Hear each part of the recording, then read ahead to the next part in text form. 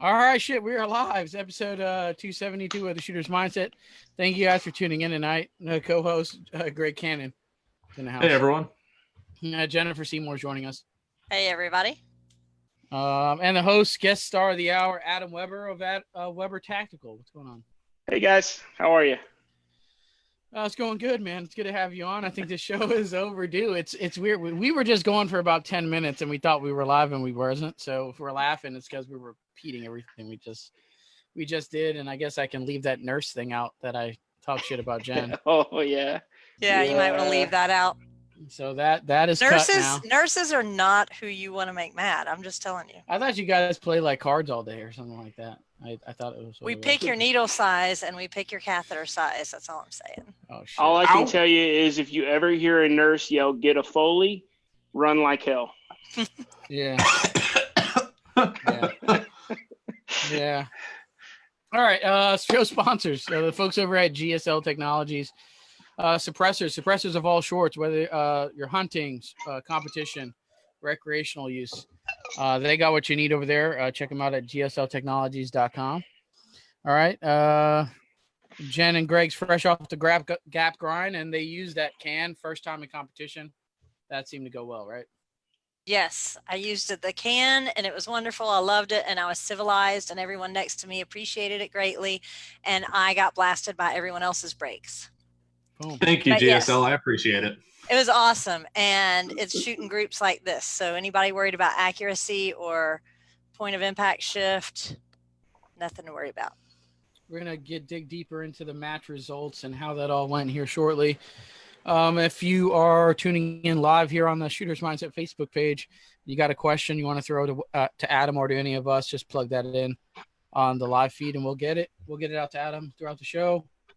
Shootersmindset.com. Just putting up a couple blogs up there. They're old ones. We're going to get some new ones up there. Just trying to bring that website back to where we had it a year ago.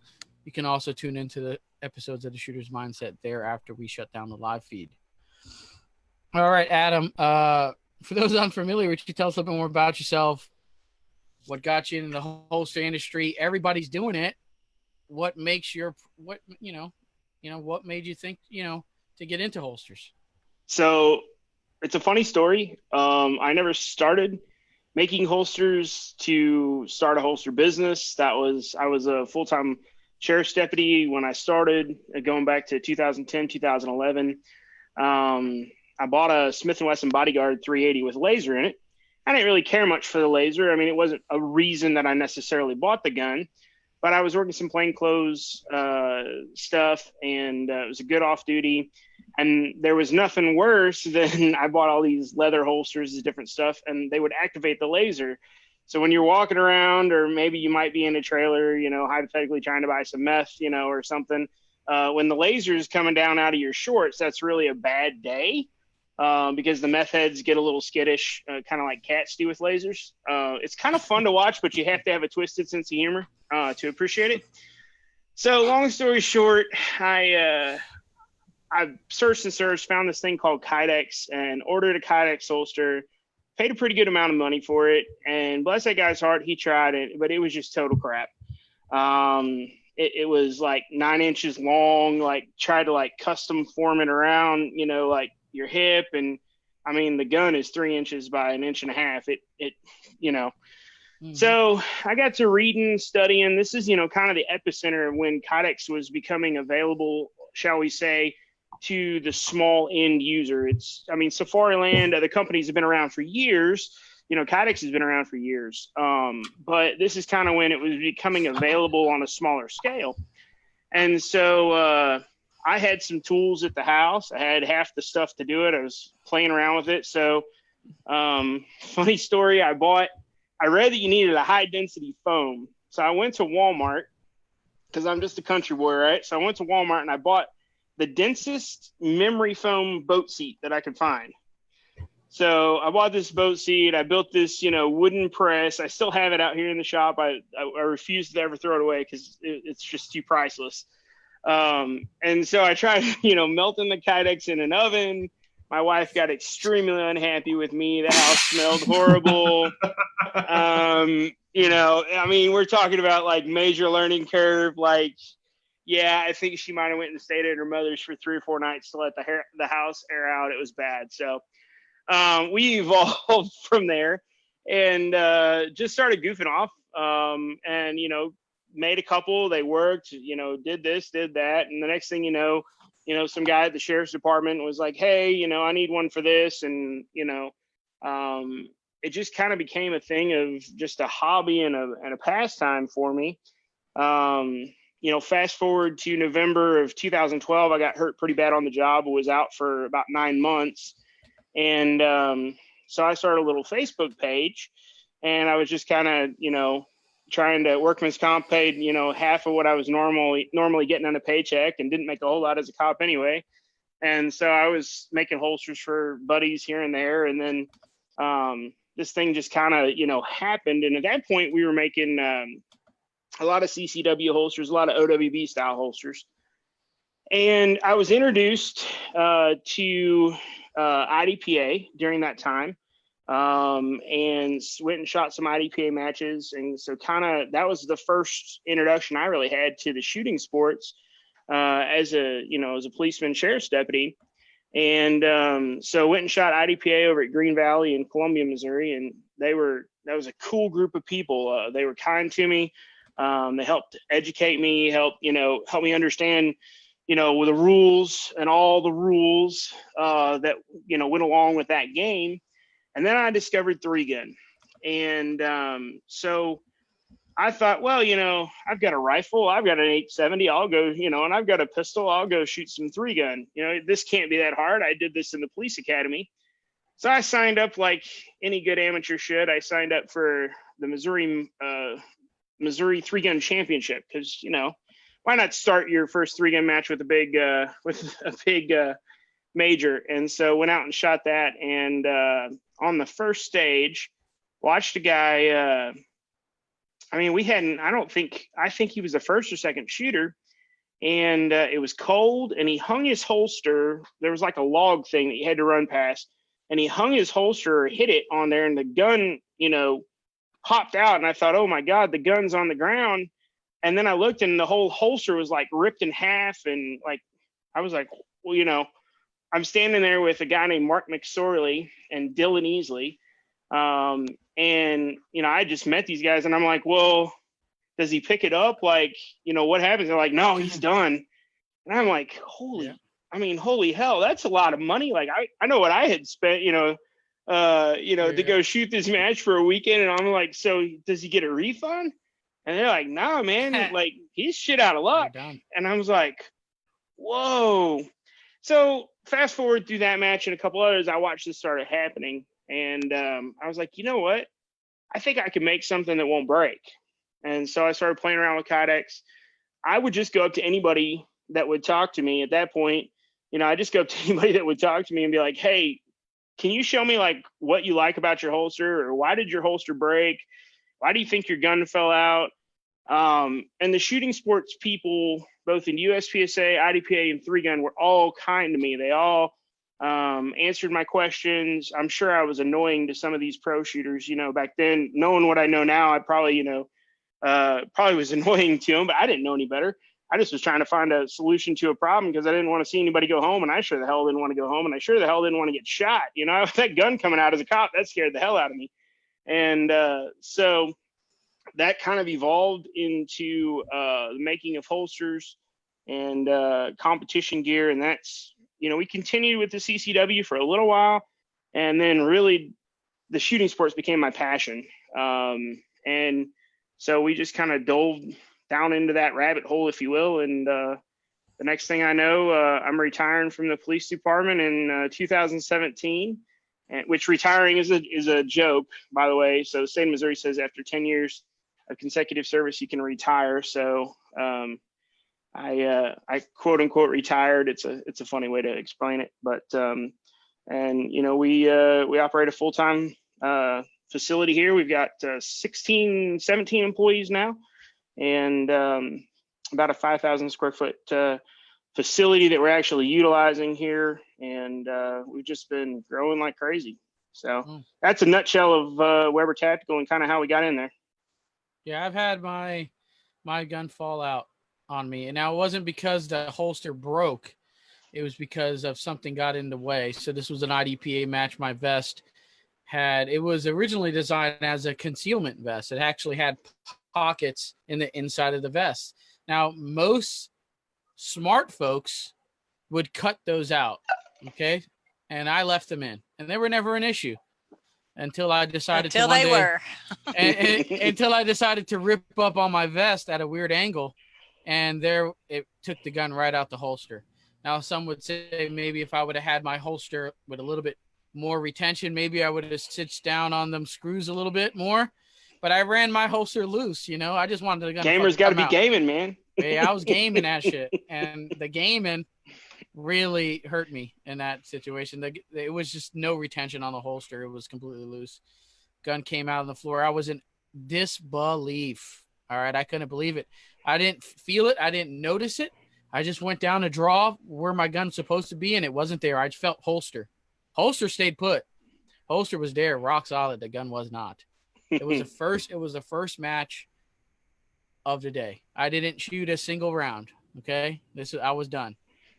It was absolute disbelief, and when I think about it today, I'm in still disbelief of it. But I was a tourist that day after that, and it was fun. Other than that, so here we are. So the holsters, I happen to get one, and to give you some credit, I think we get annoyed. I follow some of these three gun groups on Facebook and all this other stuff, and you always get this one dude that's, what holster company should I go with, whether it's in a group or not, and it usually causes a shit show. Because it's like everybody who's sponsored by any company they're with will plug in their shit. In the end, you really don't get any much helpful information. You think everybody's just trying to sell you what the name on their jersey is. But there is some consistency to these posts. And it's usually either Weber Tactical or another company. And, this show's featuring Weber Tactical, so we won't mention any of the holster companies. But there's usually two, maybe three you hear. It's usually consistent. You usually can find some folks that'll say other shit, but for the most part, you get these folks that'll say Weber Tactical. So that usually means something. I happen to get one here recently, and usually with holsters, you got to let the product kind of speak for itself, because if you're in the game of competitive shooting, or if you're really in the industry, you usually have a compartment full of holsters or a drawer full of holsters that are retired, and some that are active. And I still have a bin full of active holsters for guns. And when I got this, I'm looking at the round, everything's rounded off, nothing sharp. And I'm like, man, this is nice. All right. This is nice off of first wrap. So this is what we have here. This is a double layered kind of, I guess that's what they call it, a double layered Kydex style holster. One of my pet peeves of a holster is, and some people may vary, is I don't like any flex at all. Like even with the attachment, if the attachment flexes when it's like when you draw the gun, if the holster moves or if it's sticking out of any type of angle, I just can't rock with it. Like this, to me, it's not going to work. And this is solid. Okay. The holster solid. You can chuck this shit down the street and I feel that it'll be fine. Just pick it up and throw the gun in there. Maybe run it over with a car. Maybe you might be able to just pick it up and run it still. That's how strong this feels to me off a jump. And I haven't used it a lot. This is just off of initial kind of out the box kind of taste. Okay. We've run over them with diesel trucks, and the only thing that failed was the screws. Now, just to qualify, don't go out there. If you have one, don't go out there and do that. We're not going to cover the warranty on it if you run it over repeatedly with a diesel truck. But we've done it in testing, and the screws will fail. You put new spacers and screws in, and it'll be good. Okay, so the Kydex doesn't break, which is kind of the main deal Correct. of the holster anyway. Screws can be, you might be able to go to a local hardware store and find all that shit anyway. Yep. So there we go. Gap grind talk. Jen Greg comes back from the gap grind here recently, this weekend actually. This is a big match. One of your favorite matches that you like to shoot, Jen. Yes. What were the results? What did you win? Anything cool off the prize table? What was the deal? So I won 300 bullets, which I needed. So that was good. Some of the Hornady ELD match bullets that I can reload. I love this match. It's a great match. 400 people there. Lots of good shooters there. When you look at placement, I was not like, I was mid pack, which I was happy with, but I shot 74% of the winner, which I was excited. My goal was to shoot 70%, and I was 74%. So I got some more PRS points for the series. So that was good. Had a great time, had a great amateur, Phil, who was with me, that I helped get through the match. He hasn't done a 2-day, or maybe he's done 1 2-day before, but he hasn't done many matches that are PRS. So that was great to get to shoot with him. Used to shoot 3-gun with him. Had a great time. It was awesome. So much fun. I love that match. I love how the spirit of it and getting new shooters involved and into it. And it was just a lot of fun. It was good. Weather was good. It was awesome. Boom. Greg, what do you got? Anything on the gap? So we're not going to talk about where I finished. My second match in a row, I had Optic issues at. Of course, me being stubborn, they went down midday Saturday. Re-zeroed about 2-3 times on Saturday. Every stage was re-zeroing. I'd shoot my first shot and realize, oh, I'm 1.5 mil to the right and twist the little knob and then hit the next couple targets. Had about 4 zeros in a row.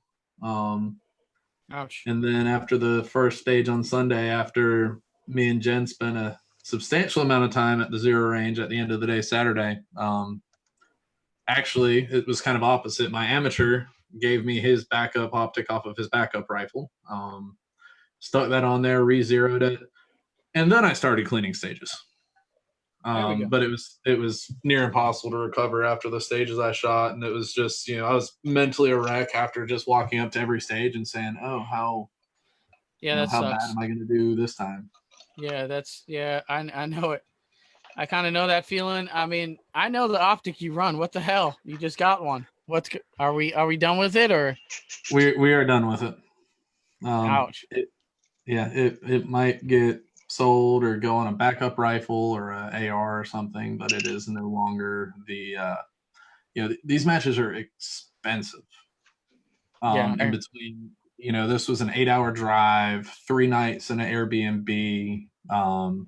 The match fee, 300 rounds of 6.5 Creedmoor. It's an expensive weekend, and it just to have it, I still had a great time, but I was planning on this being the match, because in practice I've came together a lot as a shooter. I feel like the way I shoot now versus even a month ago at the last match, I fixed myself mentally on a couple of big issues that I've had, and I was kind of looking forward to putting that, using that in real life. So it was really disappointing when I wasn't able to. But on the other hand, I've also learned a lot of things, and I was able to kind of help out my amateur and pass some of that on to him. Yeah, which is essentially the goal of this match. Yes. This match is about the amateurs, yes. So there we go. Disappointing to hear because I own that optic you own. And there's lots of people that have used them for years with no issues. I mean, it lasted. This is my 1-year anniversary of PRS. It was my 1-year anniversary of PRS, but I actually put the scope on the week after the match because I'd been practicing with the optic that I borrowed from Jen, and I didn't want to, practice on this, and then put on something brand new. I think I got it like 3 days before the match. So I didn't want to go and change anything up because I was used to it. So it lasted 11 months, and then the other one lasted a month. Okay, so, that's really shitty. Yeah, but, so if the folks are at EOTech or Voodoo or whatever they call their optic line are watching, Greg needs some glass here. Maybe Night Force, maybe. I don't know if we're cool enough for that style deal. I'm not as cool as Jen, and see that's another one of the problems is the first precision rifle I shot was Jen's first rifle. Yeah. The MPA with a Night Force on top of it, and I'm like, oh my god, this is amazing. And what I was able to afford was not quite that nice, but I mean, I've been happy with it. The gun really does shoot lights out. It's just a matter of the optic continuing to run reliably, which it was not. I will say, if we're talking about reliability of optics, that if you accidentally drop your really expensive precision rifle with expensive glass on it onto its side in the back of a pickup truck while you're trying to get in the pickup truck on a stage. It holds at 0. The Night Force holds at 0 beautifully and will let you continue to hit targets at 600 yards. There you go. There's a little boost for the Night Force dudes. There might be a video of that might get posted soon. Yeah, I don't know who would have done that. Yeah. All righty. Adam, Adam, that's your name. There you go. What holsters do you offer? I mean, is it just, we know you're a competition based holster company, but are we offering concealment and duty style holsters also? We just launched into the CCW market. I have a demo here that I can show you guys. These will be available for retail stores November 1st. So this is kind of a first of its kind. It is called Trifecta Concealment, featuring it with an IWI Masada. It's clear. So this is a 3-in-1 multifunction holster, Optic ready.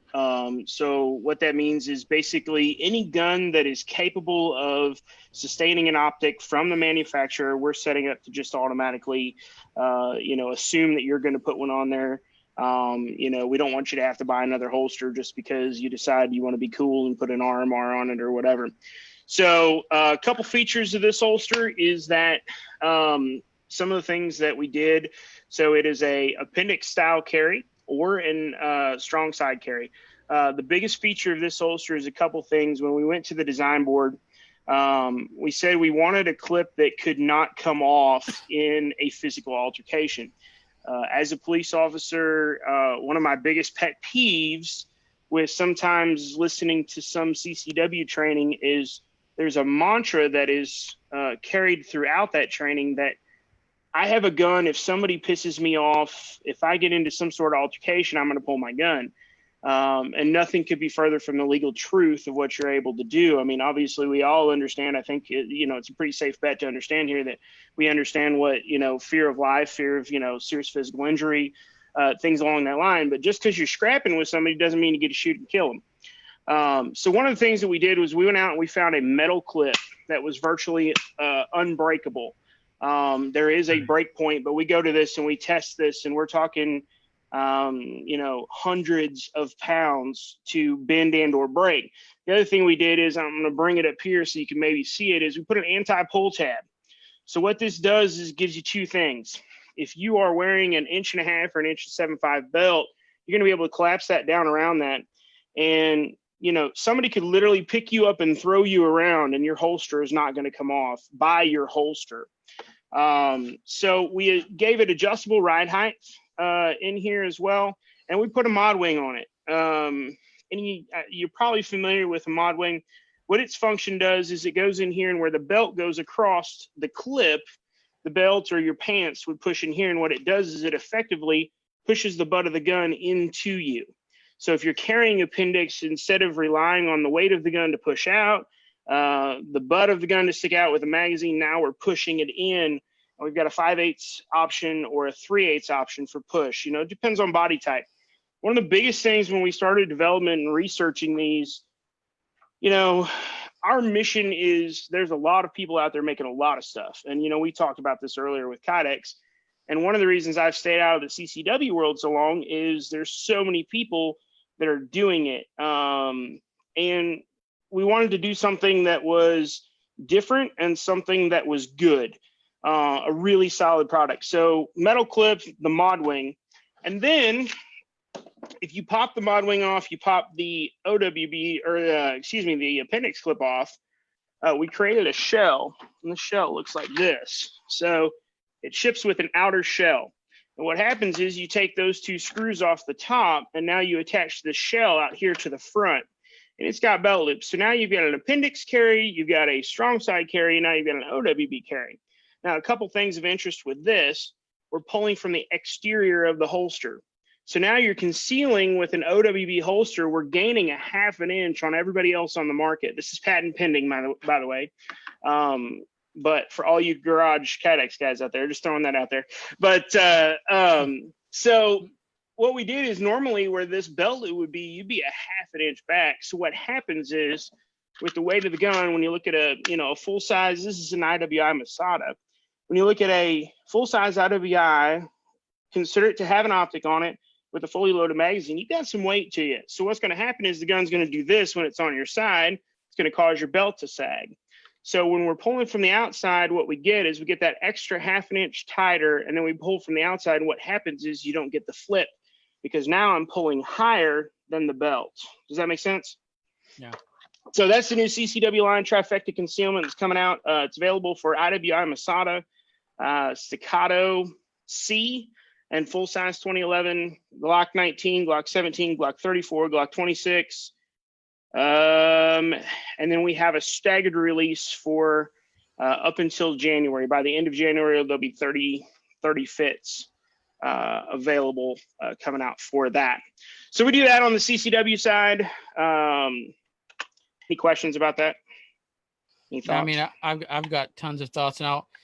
We want to get to some live stuff. We're going to get to that here shortly. I don't want Dylan to think we're leaving his live comments out.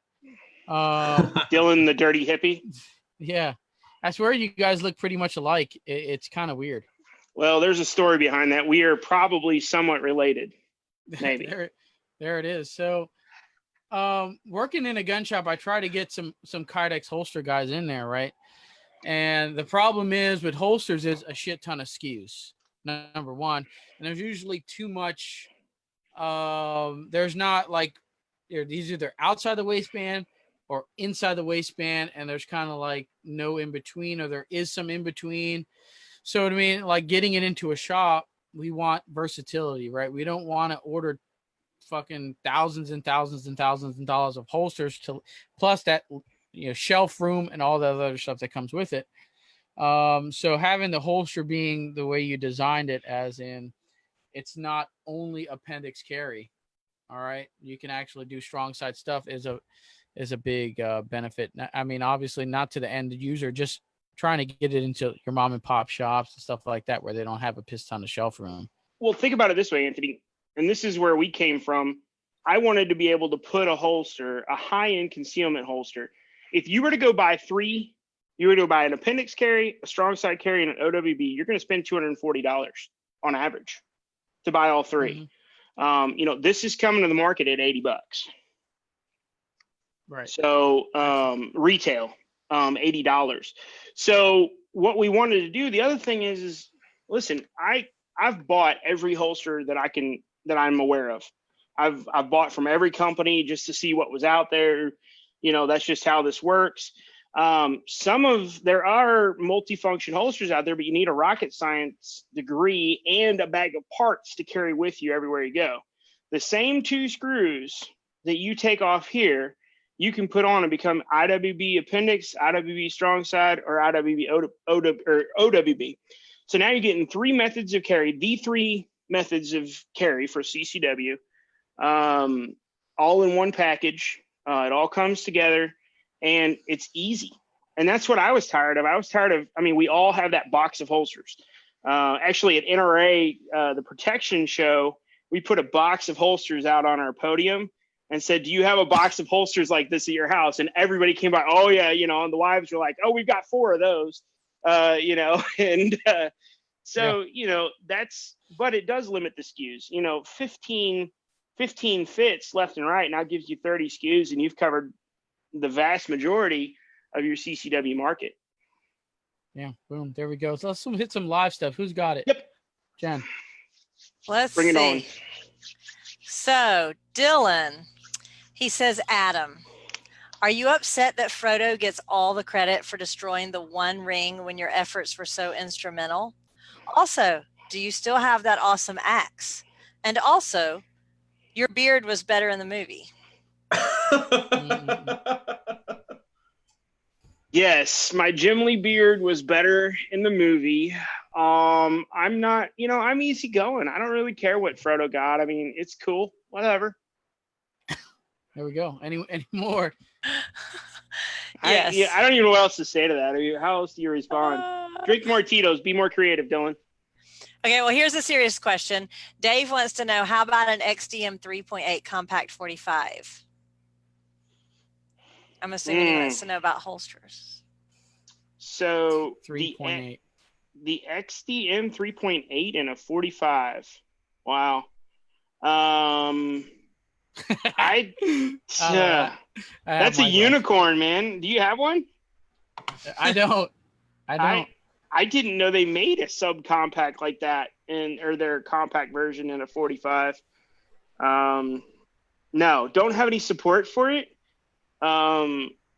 I would say if it fits the other XDM line, then it would fit. Our XDs and our XDM holsters, they intertwine. So, but I don't know about that 45. I don't know if it's like a Glock 21 versus, a 34 or something where the frame's bigger. I'm not sure. Yeah. It should. Yeah. I don't know. That's the thing about the holsters is you always got that dude that's got this. You know what I mean? And from my experience talking with holster guys, it's not just okay. Let me just make you one. You know what I mean? Like it is kind of like that, but you got to remember these companies have other shit. Like we're building holsters, we got other guys. So to build you that one-off kind of holster is too much like time and man hours. And if it doesn't generate revenue, if I'm not selling 1 million of them or a few hundred of them, then why just make one? You know what I mean? It's just like, you're always going to have this. And it's the sucky part of the game. Like the IWI Masada, like most people don't even have holsters for that gun. It just came out. Yep. So, I mean, it is what it kind of is. We have any more live with Greg? You got one or? Yeah. Monica wants to know if there's a WML option or is it only cut for an optic? We don't have any weapon mounted lights yet. We intend by the end of the first quarter to come out with TLR 7.8 fits and probably Surefire X300s. Sweet. Yeah. Maybe Enforce. I don't know. We've been looking at Enforce. I'd be interested in your guys' feedback on, I don't know what the rules are, but if you got any feedback on small lights, I'd love to hear it. Cause I know TLR 7.8, same fit with the new Streamlight. And I know they fixed the switch, which thank God they did that because the first one was horrible. Sorry, Streamlight, love you. But the X300 is pretty common. And then, I don't know, the Enforce APL1. I don't know. What do you guys think? So if you're watching live right now, feel free to comment on the video on Facebook and we'll give your feedback live. If you're watching afterwards, what's the best way to get in touch with you, Adam, so people could give you their feedback? Send an email to DRAW at webertactical.com. Our customer service folks will get back to you and answer that just as soon as they get it. Awesome. And David said, yes, he does have that XDM 45. Monica is smiling while blushing, and she said the TLR and the X300. There you go. Yeah, nothing wrong with the Springfield. I don't want to think that I'm, dissing you or anything like that. But there just is so many, you know what I mean? Every time you produce, like Adam will come out and say, new release, I got it for the Glock 19. You're always going to have someone, well, where's the M&P? I got a 10 millimeter M&P or something like that. You know what I mean? It's like. Can I talk real quick about our process for molds? Sure. Just like since you brought it up, so there are guys out there that are still molding the one-offs with like the mold guns, and they've got, they're heating the Kydex, they're wrapping it around, that sort of thing. We don't do that. So we don't sell or we don't make anything we don't have molds for here. One of the things that we do is we spend a lot of time in research and development on our molds. They're very expensive. Thousands of dollars go into our mold process. So when we commit to something like that, that's where there are, and I want to throw out to, like, in all fairness, some of the guys that are still bending as a hobby, go see those guys. They're great for guys like that, that have maybe something that's not as common. There's some really good garage benders out there that are doing that still, and they do a good job. I have no issues with them whatsoever. All of our stuff is done in CAD. We cut them out of aluminum. We have a couple different processes for how we make holsters. But if we don't have it, we don't just, like, it's not like we can just wrap around the plastic and be like, I have people like, well, I'll send you the gun and the light. And it's like, No, like that's not how we do it. And so there are good guys out there that do that. There are guys that don't do such a great job either. So look at some work, look at some good pictures before you get your holster. But yeah, that's something that is maybe just a little bit different than some of the other guys in the Kydex world that we do. Put a lot of time and research into our stuff. Boom. But that's good because by designing the product like that and having it, not, oh, I'm going to cut it to the edge, or, having it actually drawn out, cut the same every time, it breeds consistency, which is a good thing. So this way, if, let's say, Jen gets one of your holsters and I try my gun in it and try it on and I love it, and then I order it and I get the same exact thing, as opposed to some of the other guys out there where you're at the gun show and there's a guy with a ponytail saying, yeah, I got your Trump holsters, your Rebel flag holsters, I got carbon fiber and 7K colors of camouflage. But you look at them and you're like, oh, well, what are these three? And they say, oh, those are all Glock 19. And you're like, they don't even look the same. Yeah. And we started there. I'm not bagging on anybody that's there. Sorry, I got a flying in front of the camera here. I saw that. But I'm not bagging on in any way, shape, or form anybody that does make holsters that way. We have people that come in here and for 8 hours a day they mold holsters and that's all they do. And then we've got people that they run our CNC routers and things like that. So our goal is, if we can produce one, we want to be able to produce 100,000. They're going to be exactly the same. We have a process that we go through, quality assurance process. Because here's the thing: at the end of the day, you want something that works. You bought a new gun, you bought a holster, you invested in something. You want something that you like, and you want something that works right out the chute. You don't want to have to send it back to be adjusted. It happens, don't get me wrong, but that's not really the game that you want to play, Yeah. Exactly. Let's single layer versus double layer. Kydex thickness, and why is it important? Okay, so I've talked to guys, and there's some holster companies who don't offer a double layer version. They say they just offer a certain thickness of Kydex, yada yada. So the thicknesses and all that stuff can kind of get confusing because it's like a 0.50, all point like this. You really don't if you don't understand the lingo or measurements, or you just don't care to, you kind of just get all caught up in the mix. What's the difference here, and why is it important? So I would tell you that 0.080 is an industry standard for any kind of CCW holster. You'll see variations of 060, which is like your cheaper stuff that you'll see that, you can physically grab it and bend it a lot. You see some guys that'll run, like a 093. We run everything 080 for the CCW stuff. And then on our competition stuff, I think you had one there on our competition stuff. We run 80/80 back to back. And so you're getting a 1.160 thickness. Now that's some thick stuff. It's got a couple of issues. First and foremost, the reason we started this is Corinne Mosier. How many of y'all know Corinne? Yep. So Corinne, I met Corinne back before Corinne was famous, and I like to tell her that all the time. I like to remind her that. But we met at a Rob Vogel class over in Kansas, and we shot a match together, and we got some gear. She was having some stuff, so we got her some gear, and very early in our days, and she wanted some a gray holster for her Shield Maiden thing logo, and Corinne, that little gal is just, and I say that with love and respect, please understand that, but that little gal is vicious on gear. She is hard on that stuff.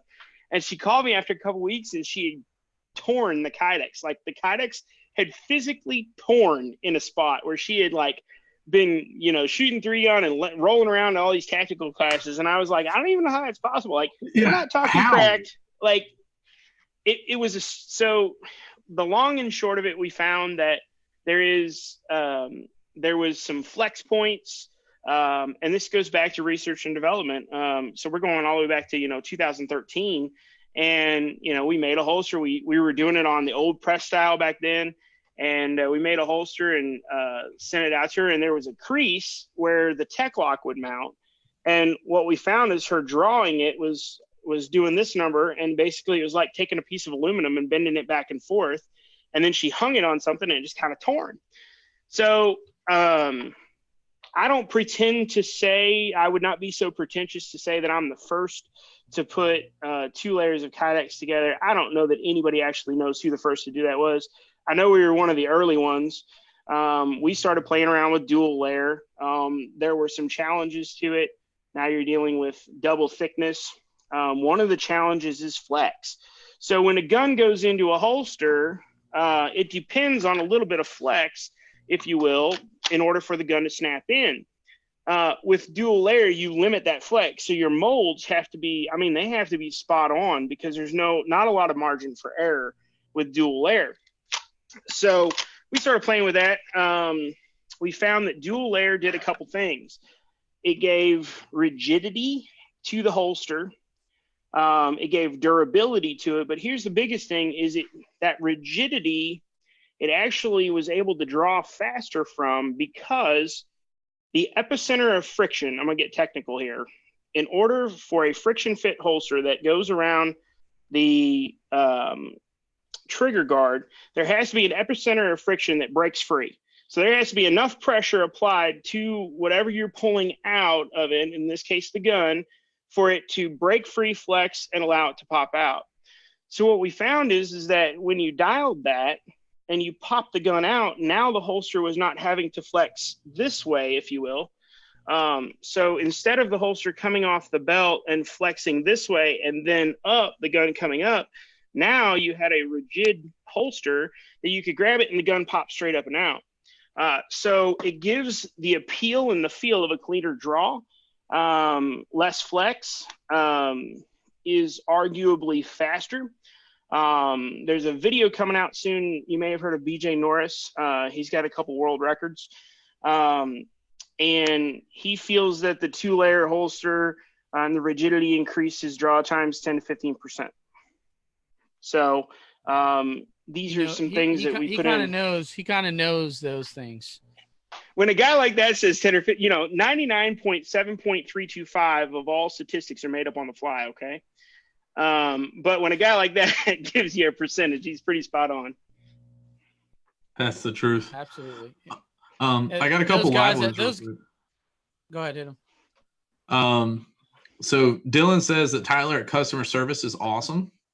So I'm guessing he's had some experience with dealing with that. Neil said this guy is a total class act, honest, smart, and dedicated. Thank you, Neil. Eric says, and if you want a holster that is dead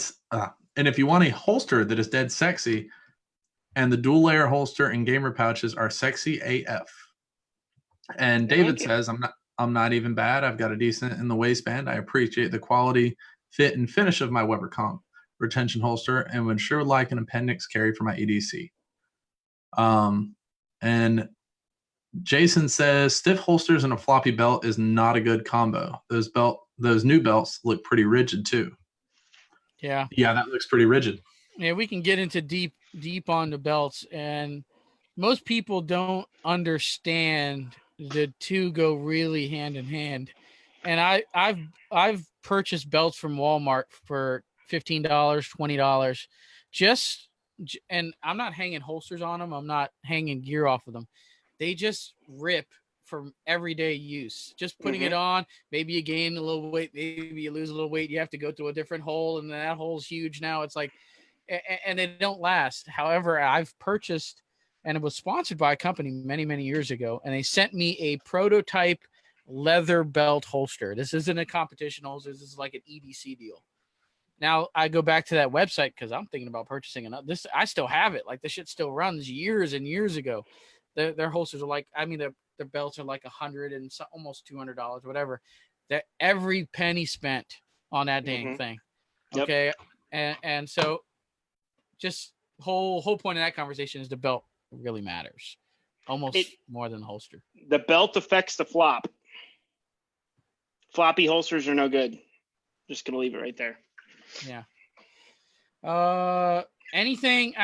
We're on a topic. We got a lady on the show. Anything for the ladies? I know this is this is, it's so hard to appease everyone, men, women, all that stuff. Some would say, what is I call it the blade, and I'm sure there might have been other companies who probably called it that. Some people want to remove that. They don't know what it's for. They don't like the way the angle. They want it. You know what I mean? There's, what do you got on this? So you're asking me, correct? Yeah. Okay. I didn't want to jump in. Never get in the way of a nurse. Okay. Yeah. Never, ever.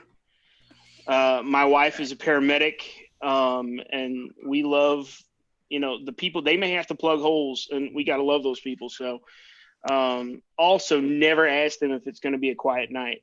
I can't believe you just said that. Anyway, I'm just throwing that out there. Hey, I was a cop for 12 years. What do you think? I'm not going to give some nurses a hard time. So yes, a couple of things in regards for the ladies. So one of the things, going back to the clip, a lot of ladies want to wear a gun, or their pants necessarily aren't equipped for belts. One of the things with this anti-pull tab is it goes in and it hooks on your clothing. Now, I'm going to tell you that over time it is going to wear your clothes. That's just, if you go to pull a gun out of this, there's a good chance that, on a repeated basis, that you're going to see some wear from that. So I want to just qualify that. But you have to make that decision whether or not that's worth it. The other thing I'll tell you is taking foam and 3M tape and creating a wedge behind it, especially for the ladies. So tailoring this. So I'm a holster maker. There is no perfect holster out there for every body type. That's true. People have got to understand that body types are different. Listen, we're not all put together the same way. What works for you may not work for me. What works for my wife may not work for you. If you're another lady out there, the biggest thing I can tell people is don't be afraid to try things. So one of the things that, my wife likes to do is she took some thick foam, about a half an inch, and some double-sided 3M tape, and she put it on the bottom here. And what that does is it creates a wedge. And what it does is it keeps the gun pushed up and in with the weight of the gun. A lot of ladies' pants, even like their jeans and stuff, don't have the thick waistband that, that guys' pants do for whatever reason. I don't know why that is, but so you're at a disadvantage with rigidity there. So that wedge seems to help, here, let me see if I can demonstrate it for you a little bit here. What that wedge does is when it gets in here and it's up against you, it tilts the top of that gun in, and it just gives you that little extra push there to be able to tuck a full-size gun. So for the ladies, and also a completely shameless, I am completely unaffiliated with them in any way, shape, or form, but Dean Adams has the best ladies concealment stuff that I've seen out there. She's in Kansas City.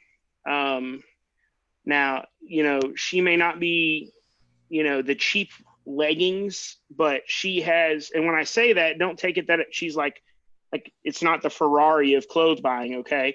But you get what you pay for, folks. And Dean Adams has the best, in my opinion, ladies clothing. She's got leggings. She's got attachments that are clothing that will attach and accept these holsters that will help you conceal. And they're also adjustability, is a big thing. And so that would be my answer for that. No. Any follow-up, Jen, on that? Or I agree. I think that every person is shaped differently, and I think that is. I have people all the time like, "What holster should I get?" I'm like, "Well, it's kind of hard to say. It's kind of like people that say, "What gun should I get to conceal carry?" Well, you should get the one that's comfortable for you, or you're not going to use it. Holsters are the same way. Like, it fits everybody differently, and I agree with anything that you can do to push the gun into yourself. That's probably the biggest thing, because I by far prefer appendix carry over anything else. But that's the biggest thing, is if the pants are, a lot of our pants are stretchy, and so there's enough stretch that it just like lets the gun hang, and that's probably the worst part of it, because then you really do print. If you can keep it up against your body, you won't print. So yeah, your wife has a great idea with, stacking it with the tape behind there. But I agree with you. Everybody's different in what works for them. So there we go. We're talking about webertactical.com. So if you guys are still tuning in, you guys are just joining us, the website, webertactical.com. You can go there, take a look at offerings that he has, and buy one. Everybody's at least got a gun that they don't have a holster for, or maybe a holster that don't work for. And if you're one of those guys that are buying kind of the coolest gear or the coolest guns out there, that if you spend $3,000 on a gun, just throwing a number out there, now you have to spend money on a good holster, and cheap holsters don't go well with expensive guns. It just don't. It's like expensive rifles putting cheap optics on it. It's just weird. So take a look at there. If there's, hey, plug in the notes that you saw the Shooter's Mindset show. You saw Adam on the Shooter's Mindset show, and kind of give some reference to traffic for us. Absolutely. Discount codes. That kind of leads us into this. Jen, you usually start us off, and Adam, I don't know if you have any on the fly discount codes, but Jen, what do you got? Yep, you can get 10% off at carbonarms.us on shotgun shell caddies, ratchet belts to hold your holster with a tight belt, shotgun extension tubes, all that stuff at carbonarms.us. You can get 10% off with TSM10. You can also get 10% off at Under Industries on their jerseys, sweatshirts. I'll be posting some pictures of the match this weekend. It was a little cool in the morning, and I wore my sweatshirt most of the day, the first day, and I love it because it can have my sponsors on it. I'm not just covering all that up. I can wear that and still be warm, which makes me happy. So check them out, and you can just go on the Facebook of Under Industries and mention the Shooter's Mindset for 10% off. Boom, there we go. Greg, what do you got? Greg? Muted. Unmuted now. You can save 10% off at Overwatch Defense with the code Cannon10. Shoot them an email, give them a call to get an awesome Cerakote job. You could also use the code Mindset10 in all caps to save 10% off on all phone scope products. There we go. Adam, you got any discount codes that you know of, maybe from your sponsor supporters? Or we don't have a lot of discount codes, but I am told that they're running, the marketing guys are running a code promo if you sign up for the newsletter. I'm going to be completely transparent. I have no idea what it is. But if you go and sign up for the newsletter, then they will email you. You get an email with a code. Yeah, I just went to the website, and there was this big ass fucking pop up that came up on my screen, and I couldn't find where to X out on it, and it was a big discount code. So yeah, go to the website, and it's there. So sign up for the email. It's 10% off of your next order. I also did the same thing right before the show started. I went to the webpage, and it pops up right there. You can't miss it. Nice. There you go. Well, there you have it. So 10% off there when you just go there and sign up for the newsletter. On my end, what do I have? I have umtactical.com, TSM10, 10% off there. They have a lot of AR parts and accessories. Taran tacticalinnovations.com, TSM10 is good for there. They're just going to go for their parts, their Benelli parts, rifle parts, pistol parts.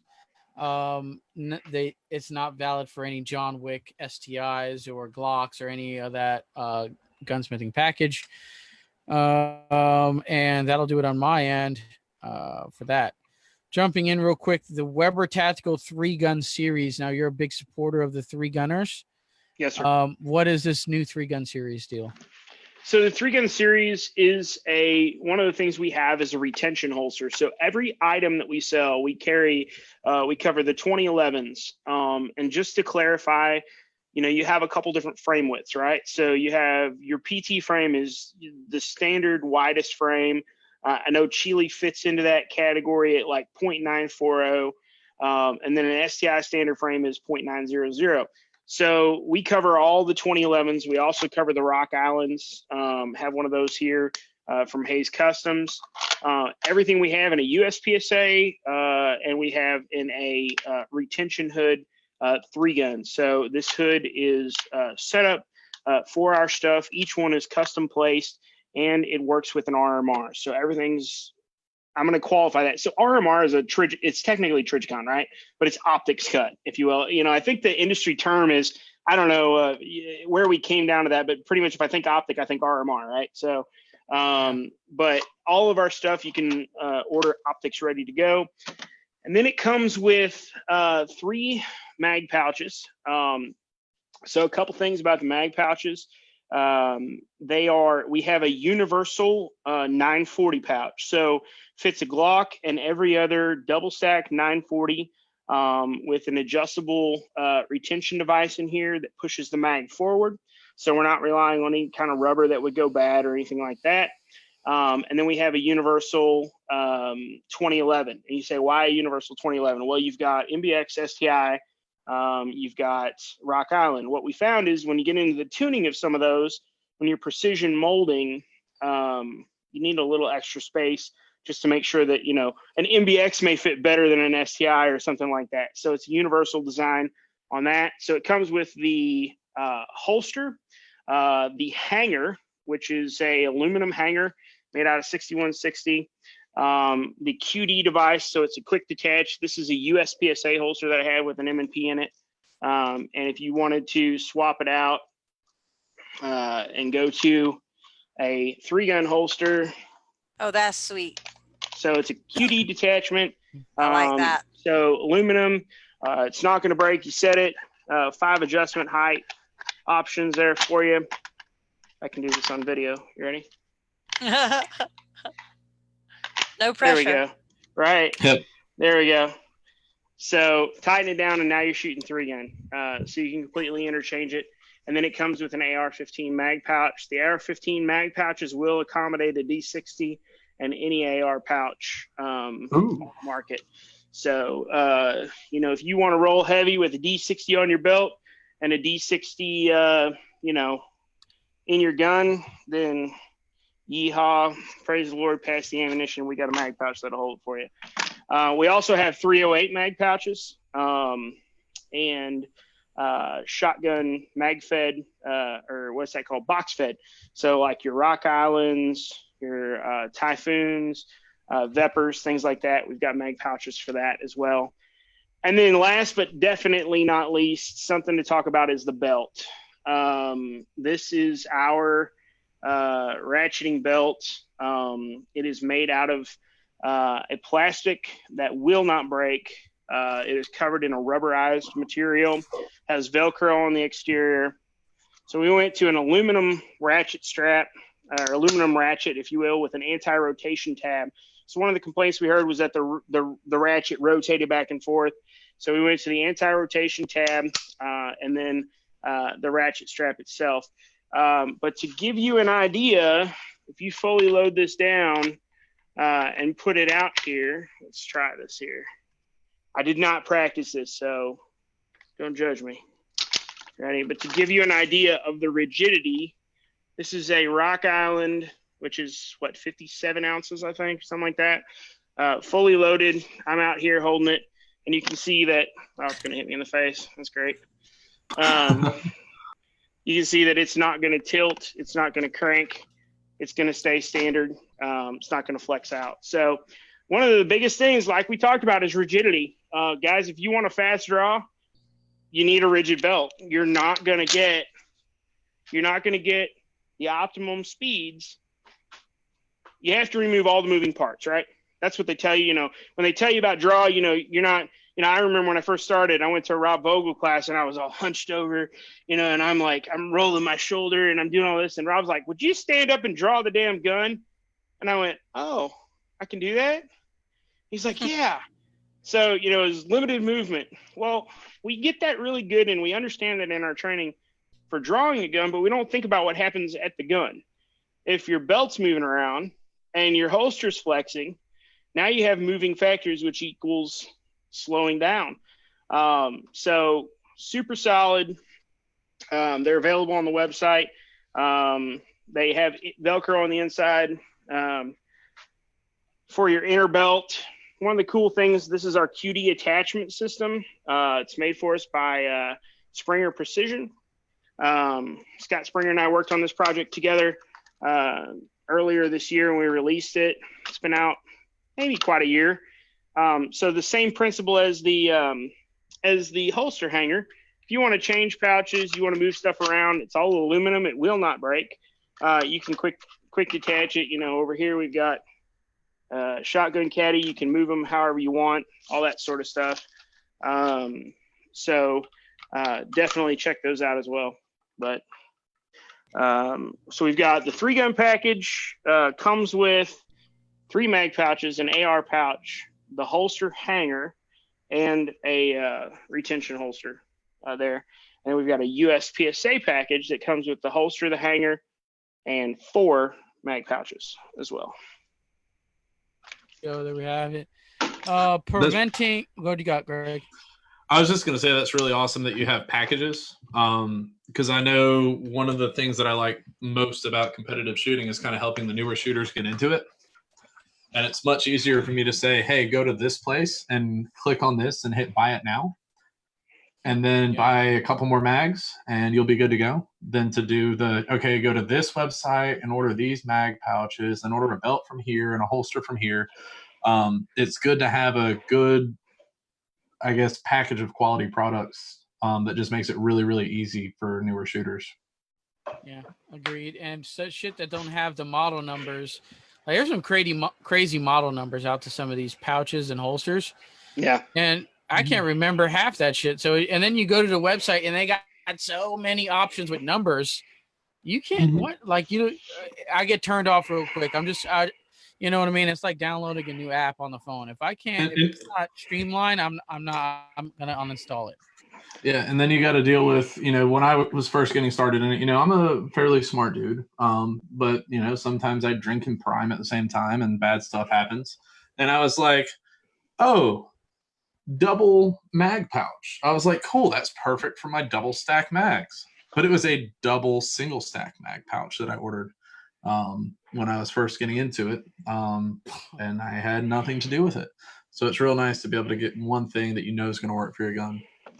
Also, while I'm here, I got a couple live ones from Dylan. You had it right. You had it right. Dilly. Dr. Dilly. Dilly. That is only funny because it's Dylan. Oh my God. Y'all seen him right lately? He's got this hippie thing going on with this gray hair hippie thing. I told him you better learn how to play the guitar or drive a van, because this AC/DC look ain't gonna last long. Oh, it's awesome. Anyway, old Dilly says, "Are you crying?" I'm just laughing really hard. It's been a long week already, plus a long weekend. Anyway, a new belt plus the QD is the most rigid belt he's ever run. He could hang from it and do ups at 225. So he weighs 225 pounds in case anybody. And that's what I got. There we go. Preventing wear points on the gun. It's something to consider when designing a holster, of course. Thoughts of adding soft liners and leather versus Kydex always comes up as a debate. Are you paying attention to this? I mean, there's a lot of people who if you see a gun beat to shit, a lot of people have this like, oh my God, this dude really shoots a lot, and that's combat scars and all this type of shit. But if you buy an expensive gun, some people are these kind of people that don't want their gun just being worn from drawing it in and out of a holster and dry fire very easily. So what do you have as far as wear points go? So we go in and feature that. I'm going to try to pick this up on a video. I don't know if you'll actually be able to get it picked up or not, but do you see the gun moves a little bit in here? Yeah. The gun is not loose in the holster, but the gun has some play. Here's a USPSA with an M&P in it. It's got a little bit of play as well. So no matter what you do, you're going to have holster wear. Kydex will not hold oils, things like that. So you're going to have less than leather. But yes, we go in and we add X amount oversized to create just a little bit of space. If you were to look, I don't know if it'll show it on here. It's not going to pick up the daylight. If you were to look down, you could actually see just a hair of daylight. Now if you've got a wider frame, you may run into a little bit of, variance in there. But answer that question, yes, we accommodate it. B, liners on the inside of holsters are okay if you're okay with your holster looking like a mop after about 50 draws. Because let me tell you, these 2011 makers and your custom Glock guys they love to go in and put these serrations in here. And I mean, they love to make these things just like razors. So the first 50 draws just shreds anything on the inside. It'll shred Kydex. I guarantee you that if you have a bright colored interior holster, you're at some point in your career, you're going to twist the draw wrong. You're going to do something and you're going to come out and there's going to be Kydex shades. So what we found is there's no need for an inner layer. If you feel like if your gun is so important to you, then you're so worried about it having wear, you probably shouldn't shoot that gun. I mean, let's be honest. Either it's a tool and I'm going to use it or I'm not. Now, I'll give you this Rock Island, for example. This has a black nitride coating on it. Hayes Custom did it for me. It has probably got, 15,000 rounds through it maybe. And it's used on a daily basis to fit test stuff. And I don't know if you can see on just the very ends, it's just now starting to share. It's showing a little bit of holster wear. Do you know how many thousands of times this gun's been holstered? No major wear points on the slide. I would go see the folks at Black Nitride. Was that Rubber City Armory, Jeff Larson over there, and get a slide done with that. I mean, this stuff is held up if you're really worried about wear. But yeah, I think that answers that question the most. Yeah. I'm happy to expound on it if you got anything else. No, I mean, go. What you got, Greg? Oh, I was gonna say I'm with my buddy Dilly on this one. He said if his $5,000 gun's finish is ruined by Kydex holster, the finish on his gun sucks, and luckily his gun's finish doesn't. And I'm with him on that one. Yeah. I mean, agreed. I mean, the same, but leather wears. I've never seen a holster that, if you use it, whether you're dry firing or you wear it to work every day or whatever the case is, if you shoot a lot of matches, I never seen a pretty gun really come out of, if you really use it. Even with leather and, even high-end leather holsters, that stuff still wears the gun down. Eventually stuff gets in the leather and in the little creases and crevices of that leather, and then it's just that wears your gun or a certain point of it. When I was a young policeman in the ghetto, you know how they could tell a rookie versus a veteran? How shiny your flashlight was. And I'm not talking about the lumens. A rookie with a brand new flashlight that hadn't been in no fights, he had that black finished, mag light. It had no dings. It had no shrill to it, versus a veteran. I mean, half the paint was gone. It had gouges out of it. They look at you and they go, "Oh, it's a rookie." And they look at that shiny flashlight and go, "Oh yeah, I don't want to get hit with that."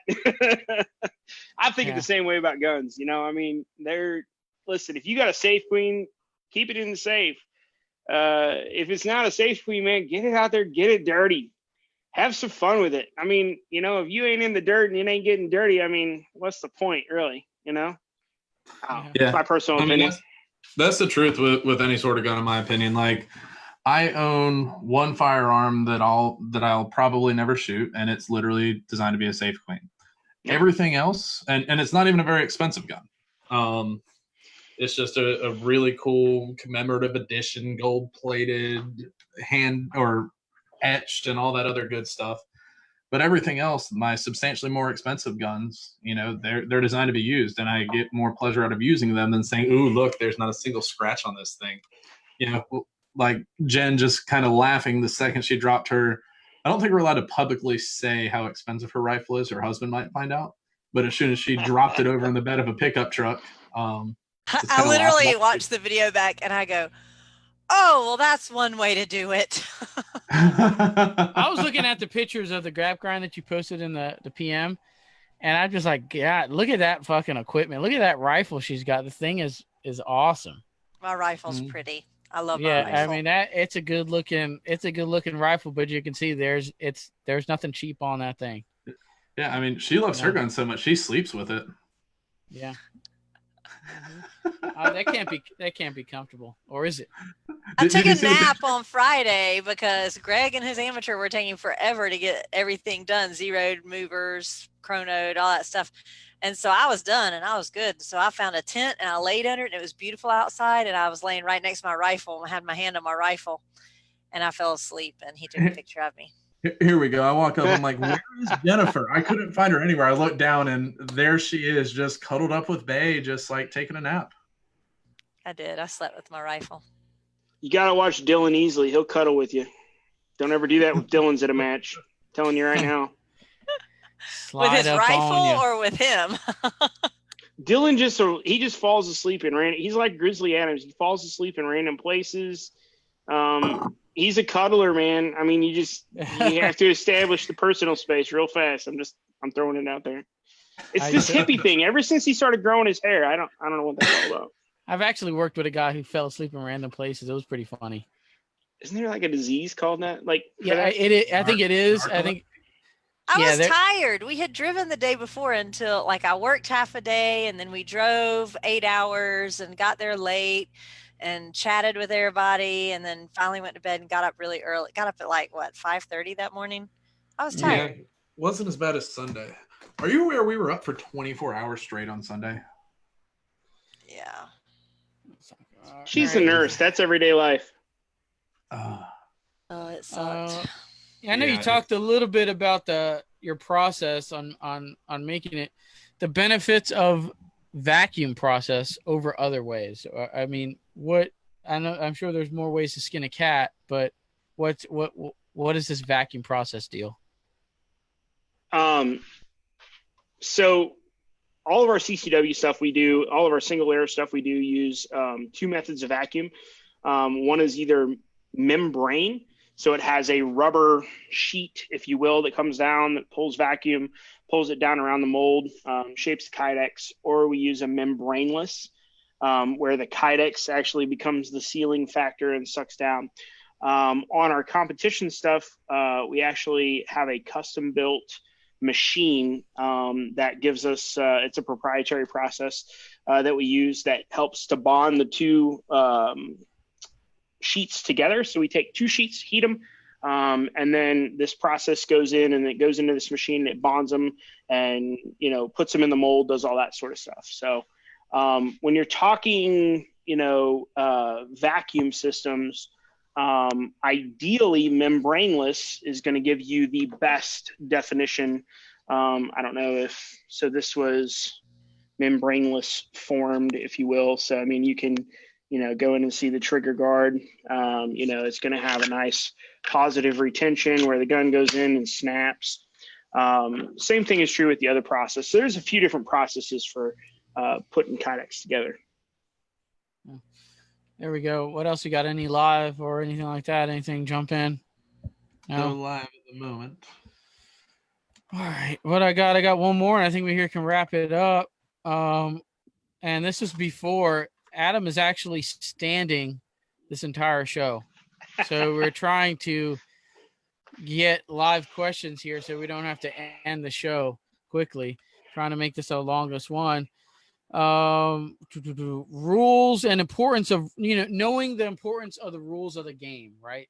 We got IDPA, USPSA, IPSC, 3-gun, I don't know, PRS, all these games. Someone's going to contact you about staying within the rule limits of making a holster. The importance of knowing these rule limits as a manufacturer. So, great question. We utilize a lot of our shooting staff. So we have Dylan Easley shoots for us, Lanny Barnes, Corinne Mosier, Jay Carrillo,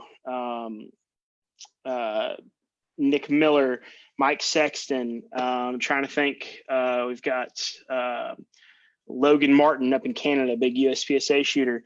So we try to go in and we try to have somebody in every discipline, if you will, and or some sort of resident expert. So a good friend of ours is the area coordinator for IDPA here. He's a good friend of mine. And so everything that we bring to the market, we bring in these experts, and we bring them into the shop, or we send them gear and we say, go through this, tell us if there's a change that needs to be made, help educate us. And we actually, so to work in my shop, everybody that works here, it doesn't matter whether you're, the vice president of business development or marketing, whatever, they come and they spend time here and they go through the process. Every single one of them has to be able to make a holster. After a week, on the floor, they're back there, I get back there. And so the purpose of that is a couple things. We never want to lose our passion. Our passion is to equip people with the best belt gear possible, be it competition, now into the CCW world. So when you say that, we send out gear and we look at slow-mo videos. We send gear to people that aren't necessarily even shooting for us, and we say, hey, we want you to evaluate this. We want you to shoot a slow-mo video of this, and we want to see what it does when you draw. There are different draw, JJ Ragazza, his draw stroke is a little different than some of the other people, coming from a race holster, versus a production guy in USPSA. We do our best to educate ourselves as best as we can. I'm going to be honest. I feel like sometimes the rules change, as fast as we can keep up with, we work very hard to stay up with that. We try to reach out to USPSA, IDPA, and make sure that we have the latest, greatest rule books, and we'll send them to, them and say, hey, is this approved? And once they approve it, then, we do our best to make sure that it fits within those standards. Research and development is really big. If you're a holster maker out there, research and development, understanding a gun fully loaded tilts differently on a belt than a gun that's not fully loaded. So if you're only testing with empty guns, take your STI. That was an STI in your holster, right? Yeah. The DVC 3-gun? 3-gun, yeah. You take that gun, I think it weighs, is it 49 ounces? Do you remember? I'm not positive off the top All of my right. head. It's something like that. I think it's like 49 ounces. I could be wrong. It could be a different one. But you take that and you put a 140 tube in there with a base pad and put 23 rounds of 147. Well, guess what? You've now changed the dynamic for how that gun holds. If the gun is pointed laterally into you, guess what? Now you're fighting against gravity to come out. So, there's a lot that goes into the rigidity of the belt, and we test with all different kinds of belts, and how that gun hangs. And, that also, IDPA is the biggest stickler that I'm aware of, like with the 3/4 inch rule. And we all know the guys that are like, oh yeah, dowl me now, man, and they're like leaning over the gun, Yeah. So, you got to consider a Glock 21 fully loaded is going to tilt more than a Glock 34. So you better be prepared for that, and those are the things that go into it. So, learning the rules is a challenge. Keeping up with them is a bigger challenge. Yeah. IDPA is a big stickler. I don't know if they've updated rules, but to my knowledge, these metal adjustment knobs not legal. Are no go. They're not legal in IDPA. In that world. So again, a lot of these big drop offset deals, like I said, there's a dowel that has to go in between there. Those are not legal. So, and coming from the IDPA field, a lot of those drop offset style things, it's just not a natural, like that's going to have to come with dry fire. It's not very natural to draw my gun that far out. So I usually just, I hug this one up with a tech lock. There's no spacers. Sometimes you'll see some rubber spacers between a holster and a tech lock and stuff like that. This is as close as I can almost get this holster to my body. Yep. And it's just natural for me to draw a gun. The whole dowel thing and the IDPA thing has just become natural to have that gun sucked in as close as I possibly can. So even though this is not an IDPA legal gun, and this is not really an IDPA legal holster because of the dowel, I still have that intention to keep it sucked in. And if somebody wants, an IDPA holster, we send them with the Phillips screws. So, they can just, add a comment on the website, hey, this is for IDPA. The USPSA and IDPA holster are the same thing. So they just add a comment, hey, send me Phillips head along with the, I play both games. happy to send you no screws, extra screws. We're not going to charge you for that. There we go. If we don't have any live ones, man, I think we're good to wrap this one up. Anything? No? Good? I think we're good. Yeah, I think we're good. All right. Awesome. I'm going to do this, wind this one down. Lastly, just want to just plug up Weber Tactical here. WeberTactical.com is the website. Sign up for the newsletter, get 10% off. And is the concealed weapon stuff up right now on the website? It will be up November 1st. November 1st for the concealed weapon holster. So there you go. But if you're relatively into competitive shooting or thinking about getting in or just have some guns that need some holsters, considered Weber Tactical. Consider them, okay? Shout outs. Jen, what do we have? Yep. Shout out to Macmillan for that beautiful stock. All the pictures you see of that gorgeous rifle, that's a Macmillan A10. Check it out. Had a couple of the ladies get behind it just to be able to feel what it feels like for the more vertically challenged people, like a lot of females.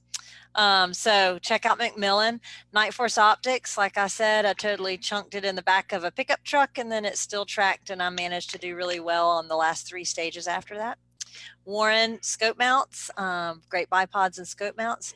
GSL suppressors for that awesome suppressor. I enjoyed shooting it. It was a lot of fun. It did not hinder me at all. It was great. Just still completely accurate gun with the suppressor on there. So check them out. Under Industries for your jersey needs. Shooters and Sharpshooters of Augusta. We Bad. Get We Bad Solid. And Phone Scope for being able to watch through the scope and record through the scope while you shoot. There we go. Greg, what do you got? I have Shooters and Sharpshooters of Augusta, our local ranges where we go to practice, load, develop, all that other fun stuff. Overwatch Defense for an awesome Cerakote job. PDC Custom, they made my beautiful lime green rifle chassis. I got another one in the works for the 457. So real excited about that one coming. NDZ Performance, if you want to build a Gucci Glock without spending Gucci prices. They just make all sorts of awesome parts for pretty much every handgun, rifle, everything out there. Phone Scope, it's a great training aid or just for being lit for the gram. Shooters World Propellant, I just picked up about 16 pounds today of their 4350. I'm going to go start working up some loads with that. And also just wanted to shout out to Hunter's HD Gold. When I got home from the grind, I got my really awesome new glasses, and I can't wait to try these out on the range. Ooh, this looks cool looking. Oh, you did get those on. You did get those back. So they showed up to the house Friday. Of course, the day after we left for the match, so I didn't get to try them out this weekend or last weekend. But hopefully, I'll be out at the range this weekend and get to play. Jen's got hers too. Nice on Oakley frames. On my Oakleys. Yes. So they fit. Man. They're the children Oakleys, and they fit my face. It's amazing. And they might be prescription. We won't talk about what kind, but they might be prescription so I can see. Bifocals. I had a cough. That's not what I said. Oh, but, okay. Yeah, it's really awesome. Both of us are very like one sunglass style person. I think we both have like 2 or 3 pair of exactly the same glasses in different colors or different prescriptions. Or some people have prescription and non-prescription. But I've always wanted to try them out, and then recently found out that they do have they could just make them to the glasses that you actually like. So I have mine in the glasses that I love. There you go. Adam, shout outs, man. What do you got? Hey, I appreciate all you guys are doing. Appreciate all of the shooting sports. The one thing I wanted to shout out to tonight was the parents of all the junior shooters that are dragging them to matches, going along with them, watching. You guys are to be commended. Keep it up. Don't lose sight of it. I know that you spend an entire weekend and a lot of money to watch your kids shoot, but keep that up. Gotta be about getting the next generation involved in the shooting sports. Appreciate all you guys do. Thank you so much to the Shooter's Mindset for having us on the show. Just keep shooting, folks. And remember that this is about fun. At the end of the day, this is about having fun with your buddies and get in a van, drive across the country, have a great time, make a memory. Where you finish doesn't really matter as much as how you get there. Yeah, agreed. And a positive message here. A couple shout outs on my end here. Definitely thanks to Adam of Weber Tactical, spending about 2 hours of his time standing for us here. If you're watching on the YouTube side of thing, or if you haven't subscribed to the Shooter's Mindset on YouTube, right below the video, you usually see a subscribe button. Hit that. Like I said, YouTube is completely came down on gun channels, so we are using YouTube as a secondary source or even a third source nowadays. So we're trying to exploit other avenues that appreciate us at least, or kind of do. Folks over at Tandem Cross, for all your junior shooters or your Steel Challenge or Rimfire guys, they have all the parts you need over at tandemcross.com. Definitely thanks to Rise Armament, and check out their triggers and rifles. I've been affiliated with them for a very, very long time. They recently sent me over this hat like 2 days ago. So sporting some new Rise Armament gear. Appreciate them. Good folks. Take a look at them. If you want to email me, theshootersmindset@gmail.com is a good way to do that. And that'll do it for episode 272 of The Shooter's Mindset. Thank you guys for tuning in. We're out of here.